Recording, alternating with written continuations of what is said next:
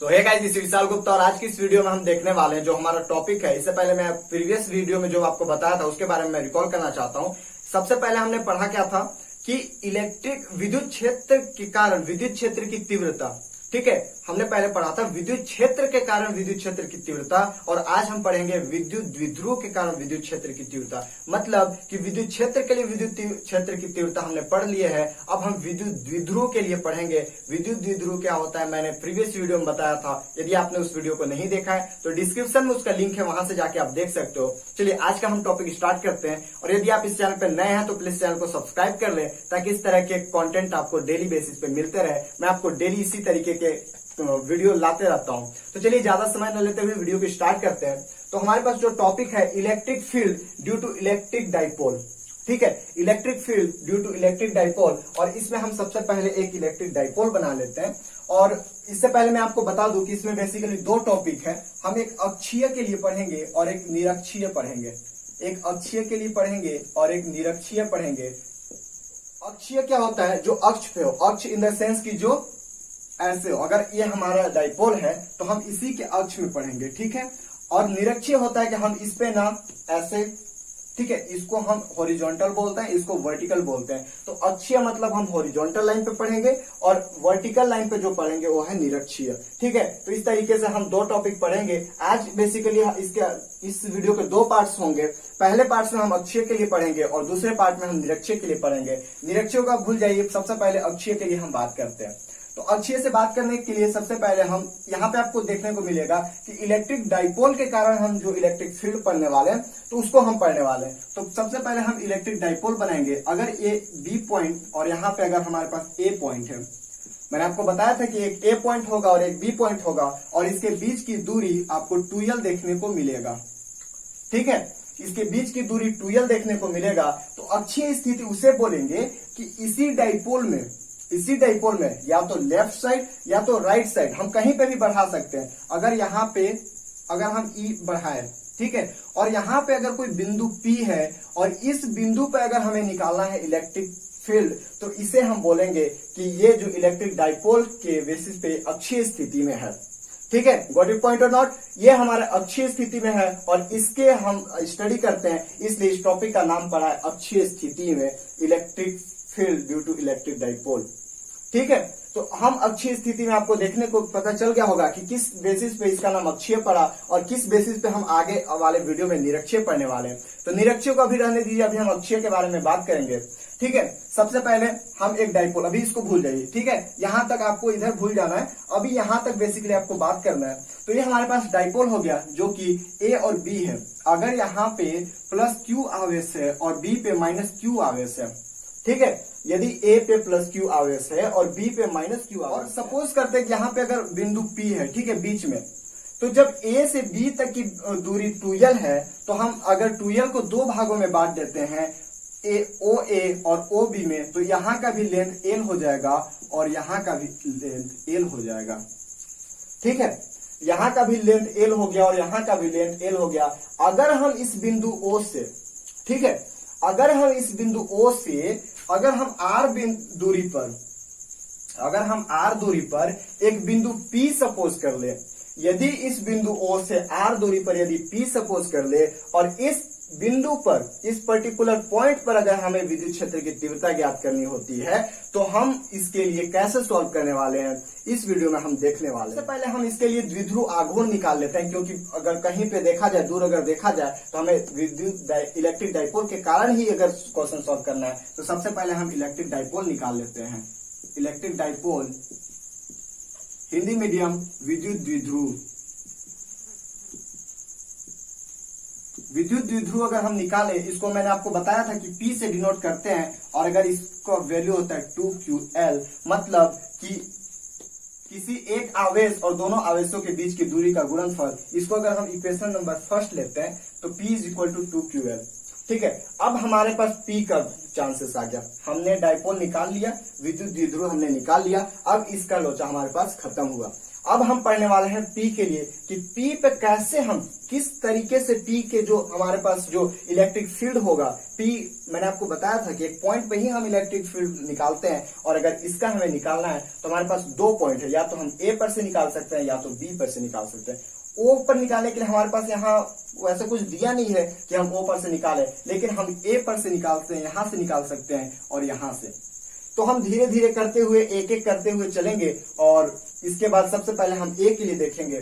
तो अगर ए के लिए, अगर ए बिंदु के सापेक्ष में अगर हम पी का देखें, यहाँ का अगर विद्युत क्षेत्र की तीव्रता E1 अगर हम मान ले, विद्युत क्षेत्र की तीव्रता को ई से डिनोट करते हैं। आपको बेसिकली पीछे वाले टॉपिक से कनेक्ट करते हुए पढ़ा रहा हूं, ताकि फिजिक्स में आपको ऐसे ही पढ़ना होता है। अगर आप सोचेंगे कि हम चैप्टर नंबर 1 नहीं पढ़े और डायरेक्ट चैप्टर नंबर 5 पढ़ते हैं तो आपको कभी भी समझ में आने वाला नहीं है। चैप्टर नंबर 5 तभी समझ में आएगा जब आप चैप्टर नंबर 4 पढ़ेंगे, और 4 तभी समझ में आएगा जब 3 पढ़ेंगे, और 3 तभी समझ में आएगा जब 2 पढ़ेंगे। और मैं आपको जो बताना चाहता हूँ आप समझ गए होंगे कि एक एक टॉपिक के बाद, जैसे मैंने आपको बताया कि अगर आपको इस टॉपिक को पढ़ना है तो आपको इस टॉपिक को पढ़ना होगा, अगर इस टॉपिक को पढ़ना है तो आवेश क्या होता है समझना होगा, और आवेश क्या होता है समझना होगा, तो आपको इससे पहले वाला वीडियो देखना होगा। तो चलिए सबसे पहले हम ए पर प्लस क्यू क्या हुआ कारण, अगर पी पर विद्युत क्षेत्र की तीव्रता अगर निकालना चाहते हैं, और अगर इसको हम E1 ले लेते हैं, ठीक है, अगर हम इसको E1 ले लेते हैं तो इसका वैल्यू क्या होगा आप कमेंट करके बताइए। मैं लिखता हूं इसका value E1 is equal to 1/4πε0। यहाँ पे क्या है, Q है आवेश, और दूरी क्या है A से लेके P तक, A से लेके P का स्क्वायर।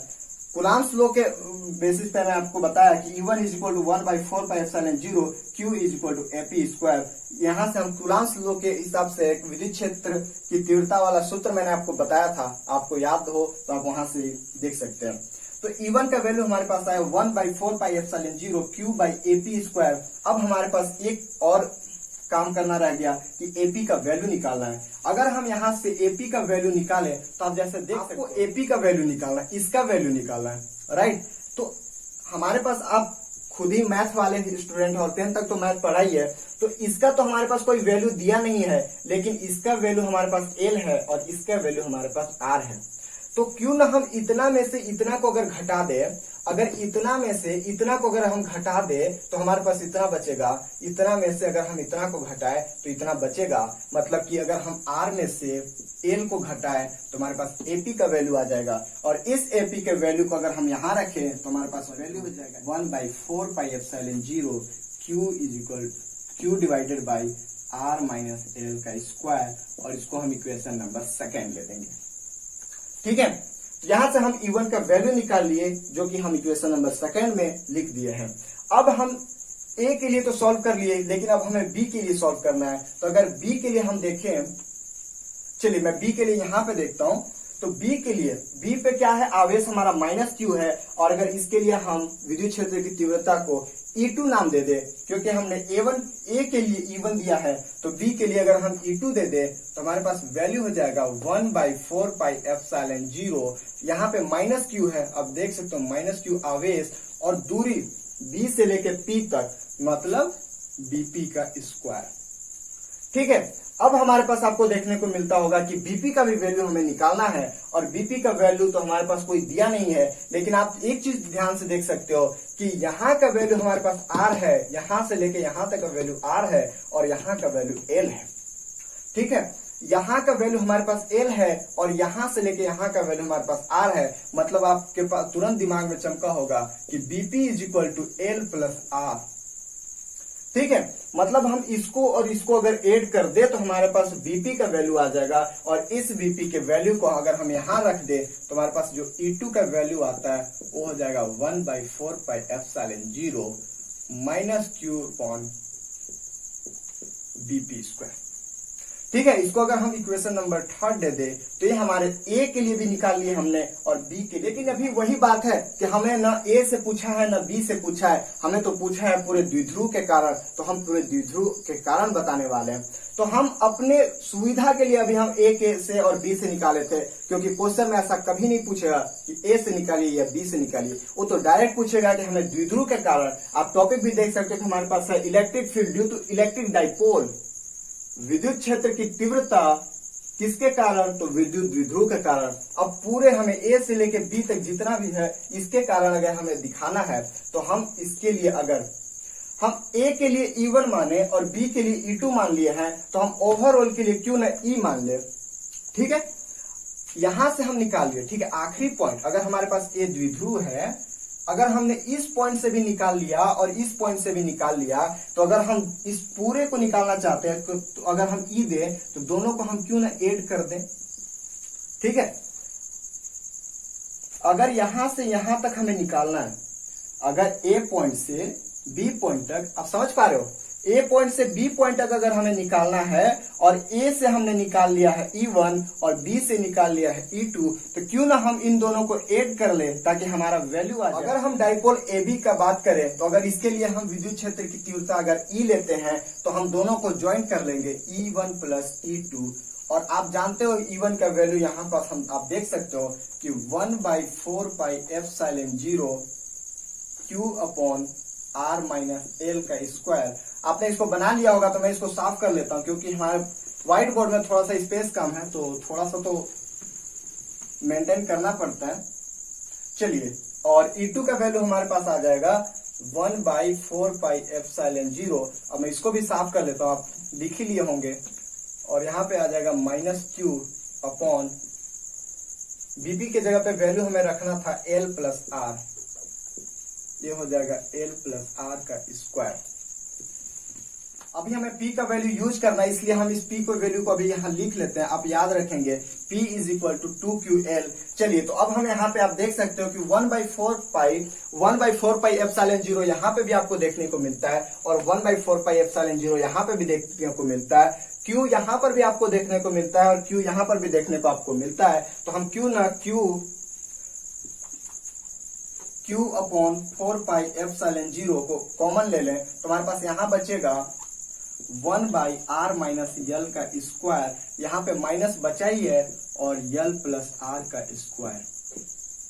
ठीक है, चलिए, तो अब अगर हम इसको आगे अगर सॉल्व करते हैं तो हमारे पास हो जाएगा Q अपॉन 4πε0, और यहां से अगर हमें देखा जाए तो इसका अगर हम एलसीएम लेते हैं, ठीक है, अगर इसका हम एलसीएम लेते हैं तो हमारे पास हो जाएगा r माइनस एल का square and r plus L का स्क्वायर।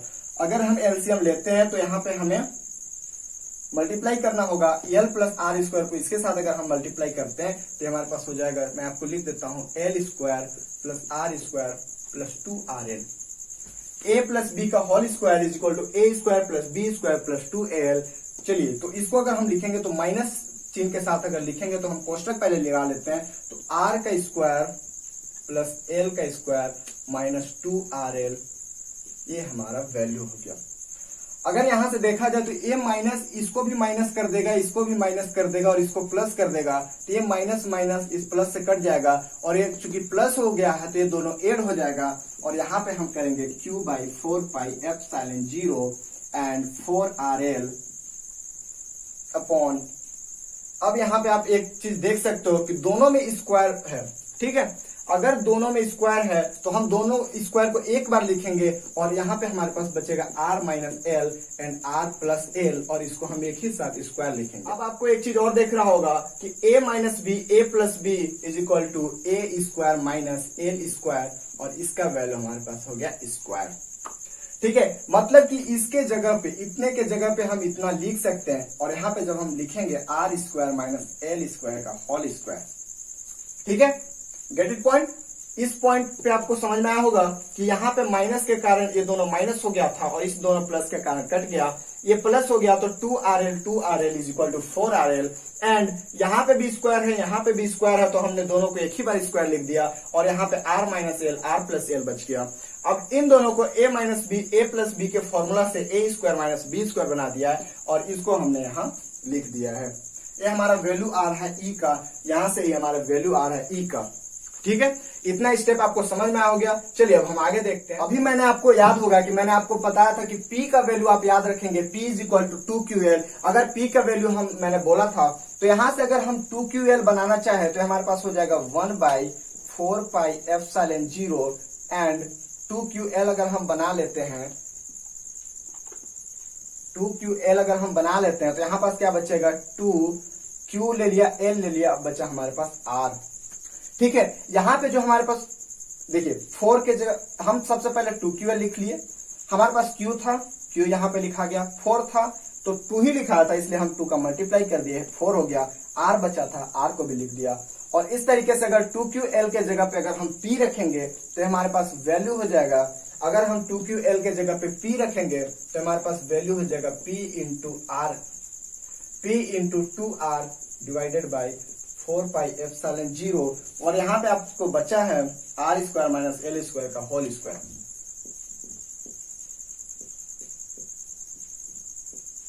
ये आपका वैल्यू E का हो गया।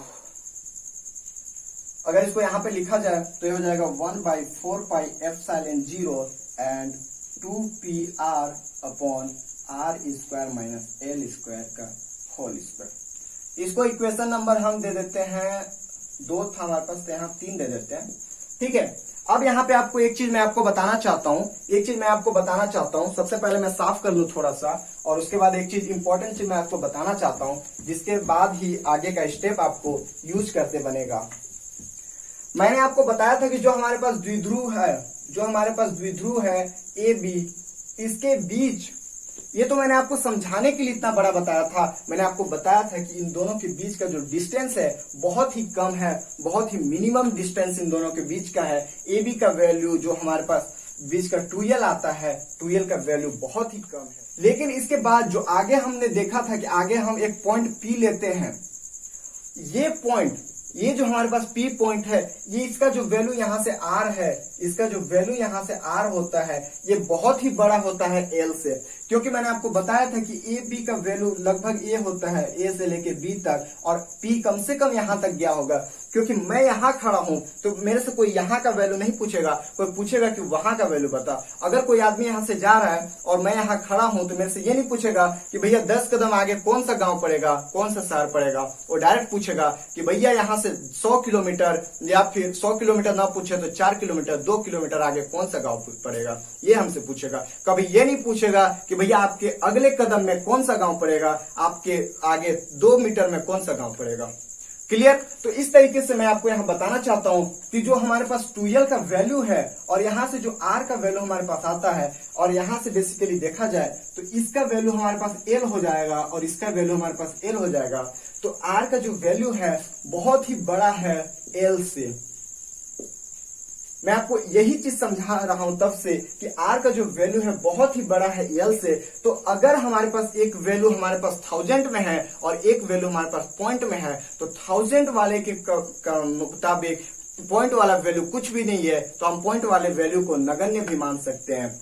अगर मैं यहाँ से 100 किलोमीटर चल गया पैदल और मुझे कोई बोलेगा कि भैया 2 कदम और आगे चल जाओ, तो मेरे लिए कोई मायने नहीं रखेगा। क्योंकि मैं 100 किलोमीटर चल के आया हूं तो मेरे लिए 2 मीटर कोई मायने नहीं रखेगा, 2 कदम कोई मायने नहीं रखेगा। उसी तरीके से यहाँ है कि R इतना बड़ा है कि L अगर उसमें से घटा भी दिया जाए, R अगर इतना करोड़पति इंसान है कि अगर उसके पास से अगर 2 रुपया 5 रुपया गिर भी जाए तो उसे कोई फर्क नहीं पड़ने वाला है। R इतना बड़ा वैल्यू है कि उसमें से अगर L जो कि बहुत ही छोटा वैल्यू, अगर उसको घटा ही लिया जाए, तो इस पे कोई वैल्यू, कोई असर नहीं पड़ेगा। मैं जितना भी अभी आपको यहाँ पे बताया वो बस एक ही काम के लिए बताया, इस इक्वेशन के लिए, जो कि इक्वेशन नंबर 3 है। मैंने आपको इक्वेशन नंबर 3 के लिए बताया कि जब R का वैल्यू L से बहुत ही बड़ा है तो हम L को क्यों ना नगण्य कर ले, ताकि हमारा इक्वेशन भी और सोल्व हो जाए और हमें जो आंसर लाना है उसके करीब हम पहुंच जाए। तो चलिए हम देखते हैं। अगर इसको देखते हमारे पास E का वैल्यू है, E is equal to 1/4 pi epsilon 0, यहाँ पे हमारे पास हो गया 2 पाई R, एंड अगर हम L को नगण्य करते हैं तो R स्क्वायर का स्क्वायर, ठीक है, R स्क्वायर का स्क्वायर। और यहाँ से अगर हम R को यहाँ पे अगर इसका मल्टीप्लाई करते हैं तो डायरेक्ट मैं आपको यहाँ पे 4 लिख देता हूँ घात में, और इसको अगर हम काटेंगे तो 3 बचेगा, और यहाँ से हमारे पास E का वैल्यू आ गया 4 पाई epsilon 0 2P upon R cube, equation number 4। और इसी इक्वेशन को अक्षीय स्थिति के लिए विद्युत क्षेत्र की तीव्रता बोलते हैं। अच्छी स्थिति के लिए विद्युत क्षेत्र की तीव्रता का ये सूत्र है। आप इस फॉर्मूला को याद रखेंगे, क्योंकि आगे जब बहुत सारे आपको न्यूमेरिकल करने को मिलेगा तो इस फॉर्मूला का यूज होगा। जहां पे भी हम इस टाइप के न्यूमेरिकल करेंगे वहां पे आपको इस फॉर्मूला का यूज देखने को मिलेगा। तो इस तरीके से हमने अच्छी स्थिति के बारे में पढ़ा इस वीडियो में। अगले वीडियो इसका जो सेकंड पार्ट आएगा उसमें हम निरक्षीय स्थिति के बारे में पढ़ेंगे। आई होप ये वीडियो आपको समझ में आया होगा, ये लेक्चर आपको समझ में आया होगा। कैसे मैंने आपको बताया कि जो हमारे पास एक द्विध्रुव है, अगर यहाँ पर बिंदु P है और यहाँ पे A है, और यहाँ से अगर कोई बिंदु P पे अगर हमें विद्युत क्षेत्र की तीव्रता ज्ञात करने को बोलता है तो हम किस तरीके से सबसे पहले A से निकालेंगे E1 और B से निकालेंगे E2, और इन दोनों के कारण हम E निकालेंगे, जो कि E1 प्लस E2 अगर हम करेंगे तो हमारे पास वैल्यू A देखने को मिलेगा।